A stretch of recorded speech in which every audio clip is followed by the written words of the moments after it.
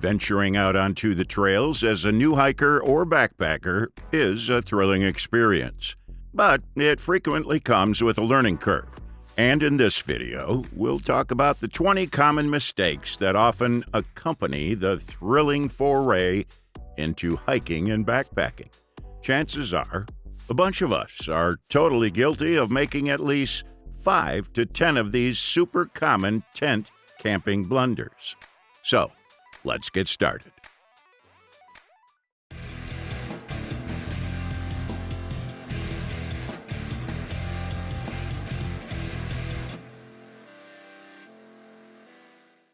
Did you know that 72% of visitors are more likely to make their purchases soon after watching a product video? This makes it necessary to have a product demonstration or promo video for showcasing your product's potential values and benefits.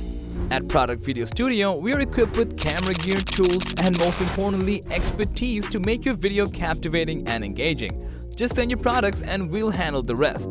Contact us today to create something amazing together.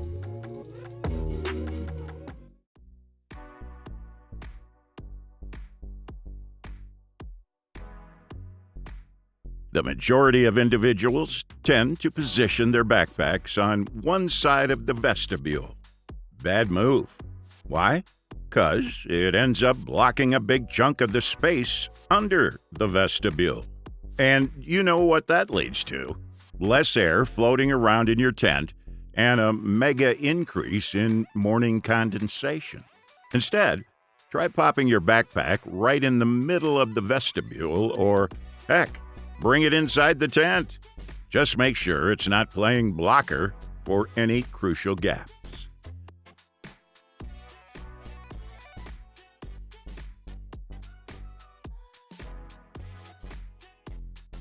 Opting for an open campsite can be all right if the night isn't expected to be overly windy or chilly. However, the ideal spot for pitching our tent is right here, nestled next to some trees. This not only bumps up the temperature inside the tent by a few degrees, but also minimizes condensation thanks to the natural shield from wind, rain, and morning mist. But before diving into the tent setup, it's crucial to double-check for any nearby dead trees or ones poised directly above the tent. Unfortunately, incidents of trees unexpectedly crashing onto tents are pretty common. So, it's a must to ensure your camp is snugly placed under the canopy of smaller and younger trees.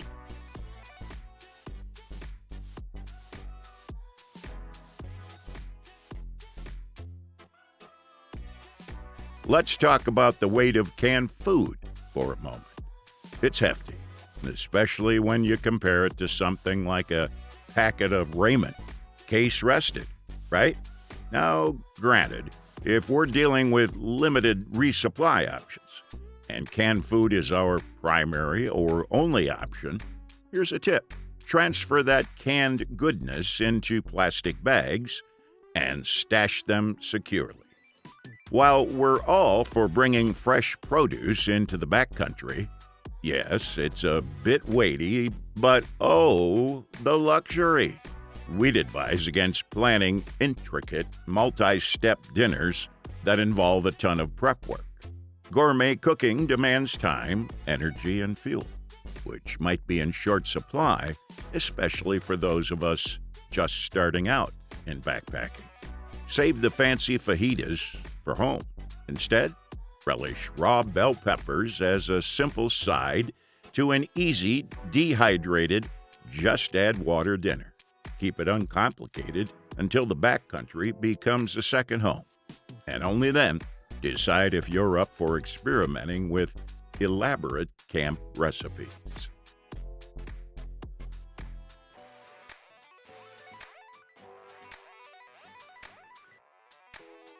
It's not advisable to dry out our damp hiking shoes, gloves, socks, or rain jacket within the confines of the tent. Why? Well, doing so will trigger the evaporation of some moisture, inevitably leading to heightened condensation inside the tent. and potentially leaving our other gear damp. The smarter move? Toss them into a dry sack or a trusty trash bag overnight, effectively isolating every bit of moisture. For a more effective drying session, utilize the power of direct sunlight during the day, whether you're taking a break or enjoying a meal.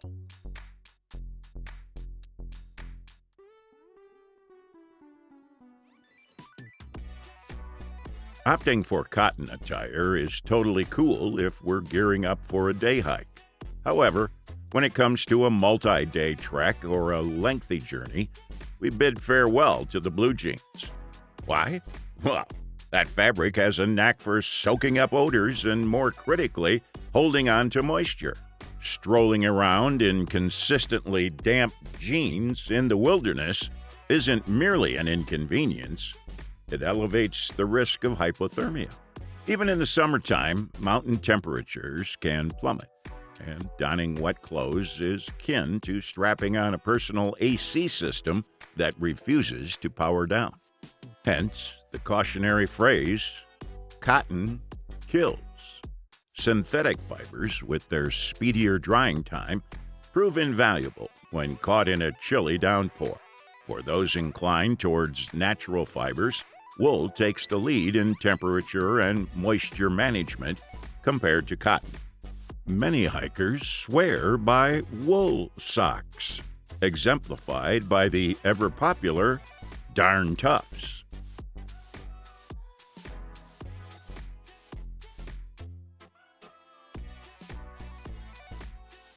Now, when it comes to staying toasty, the top priority is ensuring our upper body stays warm, considering that's where our heart and the majority of our arteries hang out.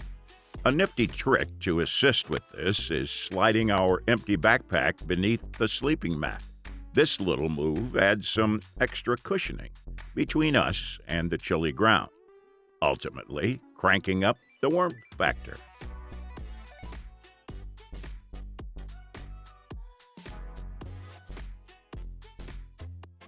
Arranging our tent on a gentle incline might seem doable, but as the night progresses, our feet are bound to slip down towards the lower end of the tent. Result? The bottom of our sleeping bag ends up drenched from condensation, and our tootsies are left feeling frostier than an ice cube. When the ground refuses to cooperate and stay flat, the workaround is to position the tent so we're sliding against the mesh section, not the base. Alternatively, we can opt for this setup and tuck our feet snugly inside an empty backpack, ensuring they stay warm and dry.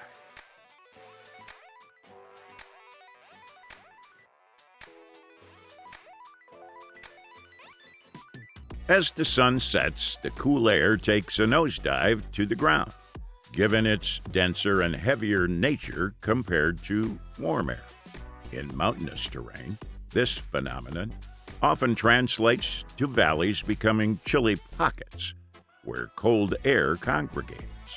An illustrative example is the Grünloch sinkhole in Austria, perched at an altitude of 12,200 meters. To put it in perspective, Mount Blanc, standing at 4,800 meters, boasts a record low temperature of minus 43 degrees Celsius. Now, in the theoretically warmer Grünloch sinkhole at a lower elevation, the lowest recorded temperature is a bone-chilling minus 53 degrees Celsius. This drastic difference occurs because the frigid air becomes trapped within the sinkhole, with limited avenues of escape. Hence, if at all possible, it's advisable to give deep valleys a wide berth when selecting a spot to pitch our tent, since they tend to be colder.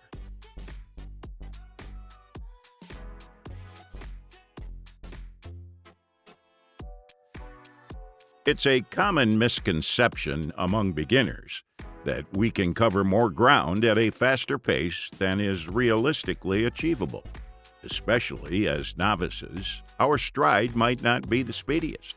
Therefore, it's crucial to carefully assess a feasible timeline for reaching our destination.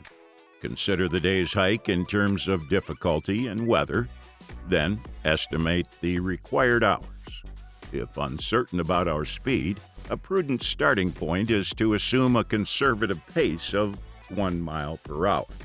The last thing we want is to summit a mountain late in the day, only to realize our slower pace leaves us miles away from our chosen campsite when the sun starts to set. Similarly, embark on the trail with relatively short days.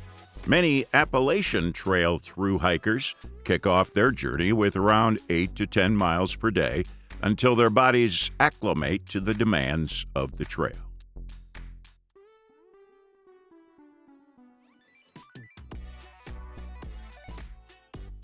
Typically, our faces tend to experience a good dose of chill when snuggled up in a tent during winter nights. However, resorting to breathing into our sleeping bag might seem like a quick fix, but it's a counterproductive move in the grand scheme. This approach introduces a surplus of moisture into the sleeping bag, causing a decline in its insulation capabilities and ultimately leaving us even colder. An effective workaround for such situations is to pack a buff. Why? Because it skillfully contains the moisture within its fabric, providing a dual benefit of keeping our faces warmer while sidestepping the pitfalls of heightened humidity in the sleeping bag.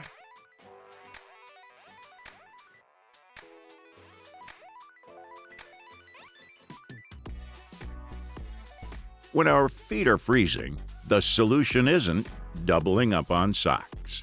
Doing so hampers blood flow, leaving our feet even colder. The smarter move is to swap out for a new pair of dry socks that don't squeeze too tightly.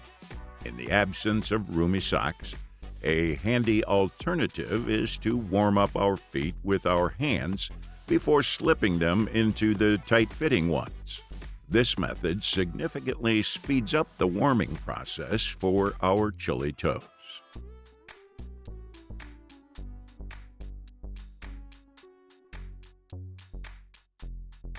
In the unfortunate event that our water filter undergoes freezing, the membranes within are at risk of breaking due to the expansion and contraction, essentially rendering it useless. Meanwhile, our electronic gadgets experience a significant drain on their batteries, slower charging, and the potential for glitches when exposed to extreme cold.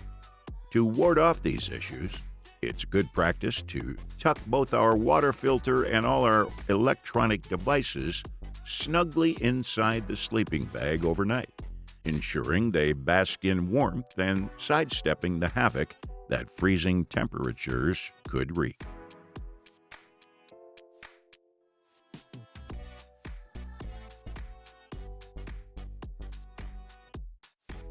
The allure of new gear is universal.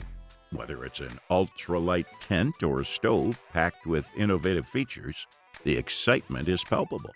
However, the debut of these items shouldn't unfold in the heart of the wilderness.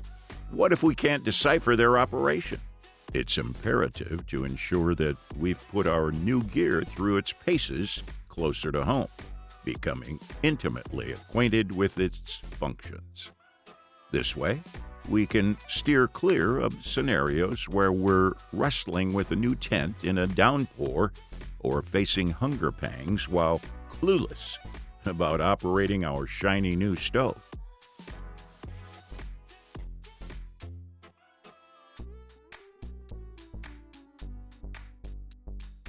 This is a big one.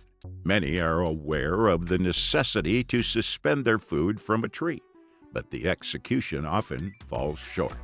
It's a common sight to witness backpackers casually hoisting their bear bag onto a branch adjacent to their tent, simply tying it off at the trunk. Unfortunately, This casual approach becomes an open invitation for curious critters to join our camp for an impromptu feast. It's imperative to adhere to the proper guidelines for hanging our bear bag. Ensure the bag is positioned at least 100 feet downwind from the campsite, and opt for the more secure PCT-style method when suspending our food.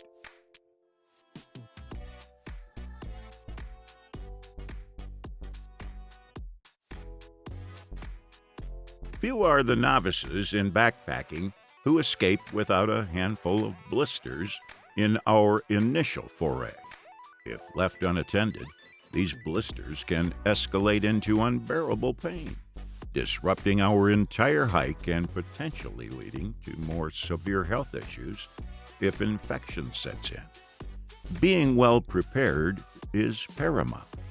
And that means having essential supplies like Leukotape on hand, which is a handy aid for either covering existing blisters or shielding potential hotspots to thwart their formation. A needle and alcohol prep pads for safely puncturing any blisters that may arise. Secondary liner socks to minimize friction and chafing on our feet, and hiking shoes meticulously chosen for comfort and fit well in advance.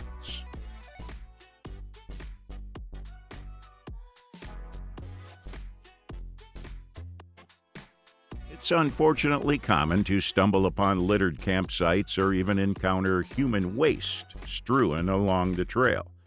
While not all culprits are novices, instilling the leave no trace ethos is crucial for every beginner before they take their first step. Always carry a means to contain trash, like a trusty plastic bag, and commit to packing out all refuse, including used toilet paper. When nature calls, bury human waste in a hole that's 6 inches deep, far away from the trails and campsites. Avoid bedding down with food and other fragrant items.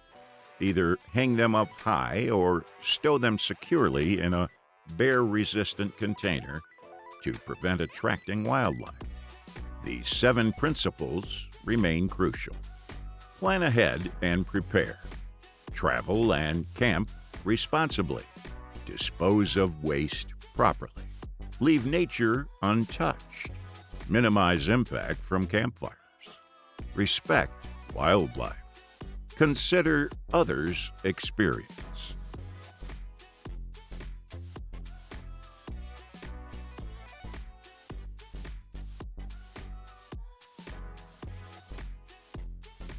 The backpacking journey involves expenses, gear, supplies, trailhead transportation, and more, all requiring a financial commitment.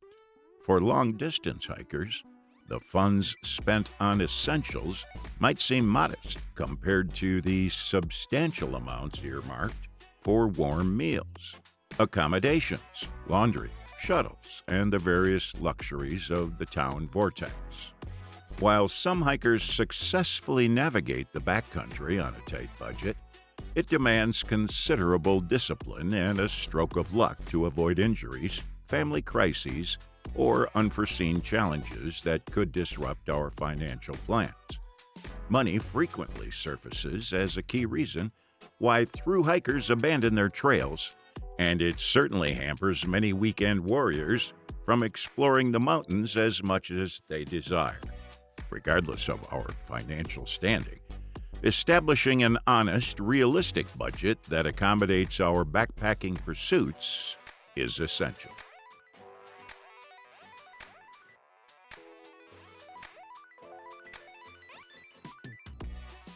This is one lesson that we learned the hard way. On some trails, we can easily knock out 15 miles or more in one day because the terrain is relatively flat and not rocky. But let's say we're planning for the Adirondack High Peaks, tackling numerous 4,000-foot mountain peaks amid intensely rocky landscapes. Insisting on covering the usual 15 miles could turn into a pricey miscalculation.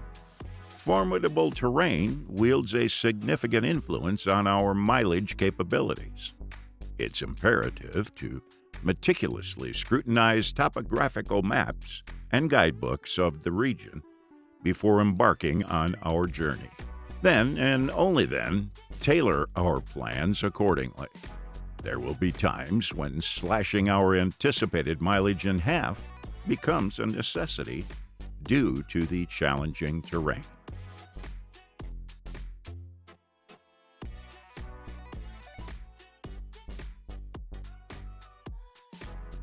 Losing your way in backpacking, getting lost, happens more often than we'd like to admit.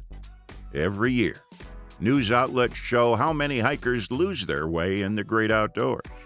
Surprisingly, a substantial number of rescues in our national forests don't stem from injuries, but rather from individuals going astray or missing. A significant factor contributing to this trend is the tendency for people to be overly confident in their navigational prowess. Here are a few practical strategies to steer clear of the dreaded lost status. Ensure you have a highly detailed topographical map featuring elevation, trail names, distances, and the monikers of landmarks. We particularly favor the National Geographic maps.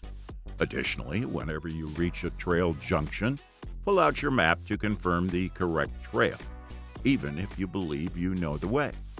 To further bolster our defense against getting lost, acquiring the skill of using a compass is a wise move.